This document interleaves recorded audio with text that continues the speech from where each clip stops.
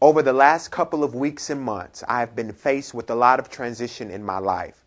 Like many of you, we have seen people come and go. Things that we thought were permanent only really turned out to be temporary. Routines that we participated in for years are now gone with the wind.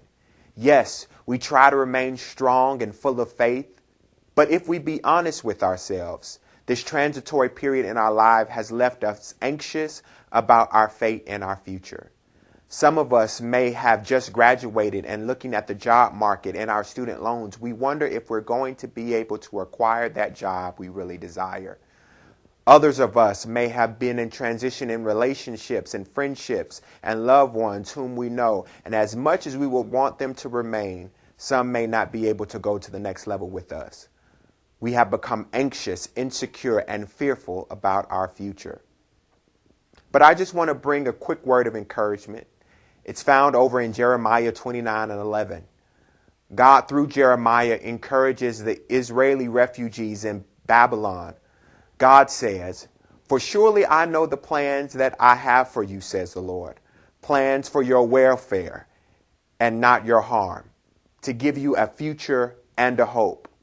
What I love about this text is that God still has a plan for me and for you. Despite what situations we find ourselves in, God still cares.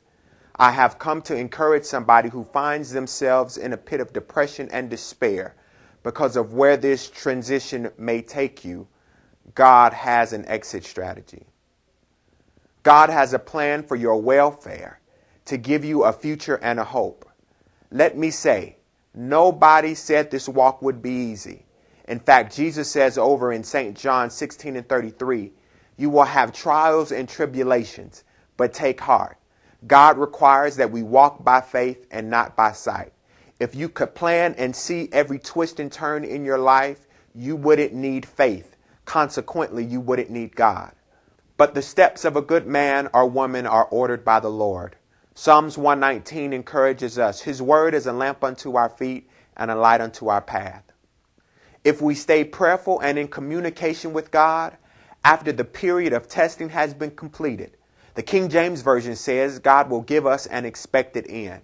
God is going to bless us with that job and is going to place the people in our lives that will aid us at the next level.